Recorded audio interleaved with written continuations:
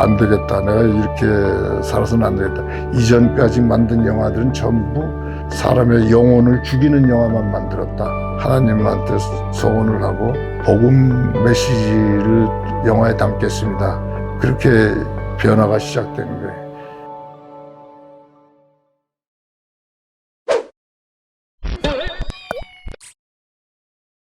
진짜 말하기 부끄러울 정도로 무능력했어요.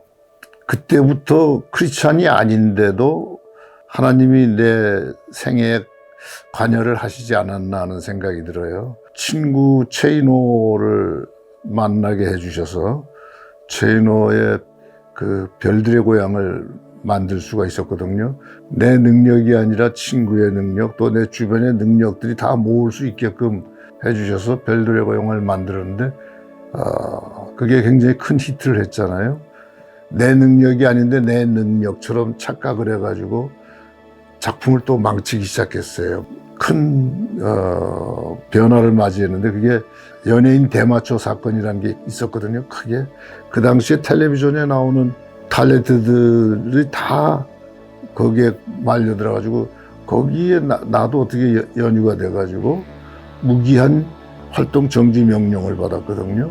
활동 못하는 기간 동안이 나한테는 정말 영화 공부를 한 번도 해보지 못한 사람에게 굉장히 중요한 반성의 시기가 된 게, 다른 감독들이 만든 한국 영화를 이렇게 보면서 한국 영화가 현실을 그리지 못하고 있네.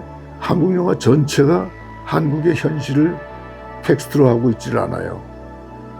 그때 내가 일생 동안 공부도 못 해본 영화 공부를 제대로 한 것 같아요. 그러고 나서 다시 활동하게 됐을 때 바람 불어 좋은 날이라는 작품을 택했어요.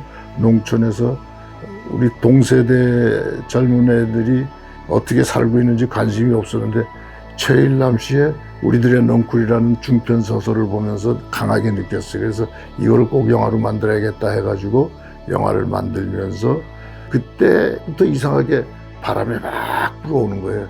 그리스도인으로 변화되는 그 바람이 불어오는 건데, 근데 얼마 되지 않아가지고 바람 불어준 날을 명보극장에다가 상영을 이제 결정을 했는데, 명보극장의 신영균 회장님이 장로님이에요. 극장에 이제 영화를 붙여야 되니까 그 사람들한테 좀 아첨하는 기분으로 신우의 성경 공부에 처음 참여했어요. 또 권유를 받았고, 말씀을 듣고 나서 내 주머니에 있는 지갑에 있는 부적이 아주 부끄러웠어요. 지갑에 있었는데 그걸 공개했어요. 나 이거 부끄러워서 이거 태우겠다고. 그래가지고 그 많은 사람들 앞에서 불을 태웠어요. 그 다음에 영화를 이제 개봉을 했는데 어떤 목사가 영화를 보고 나서 감독 좀 만나고 싶다 그래가지고 만났더니 앞으로도 좋은 영화를 계속 만들어주면 참 좋겠다. 이 영화가 좋은 영화는 자기들 목회하는 사람들의 역할을 한다는 거예요. 근데 그 소리가 이상하게 감동적으로 들렸어요. 나는 영화를 돈 벌고 인기 얻고 그런 걸로만 생각했는데 내 영화 속에 이렇게 깊은 의미가 있다는 거에 대해서 새삼스럽게 감동을 받았죠. 그래서 내가 교회를 나가긴 나가야겠다. 근데 교회를 나가면 이 목사 교회에 처음 나가봐야겠다. 그렇게 해서 이제 교회를 다니기 시작했거든요.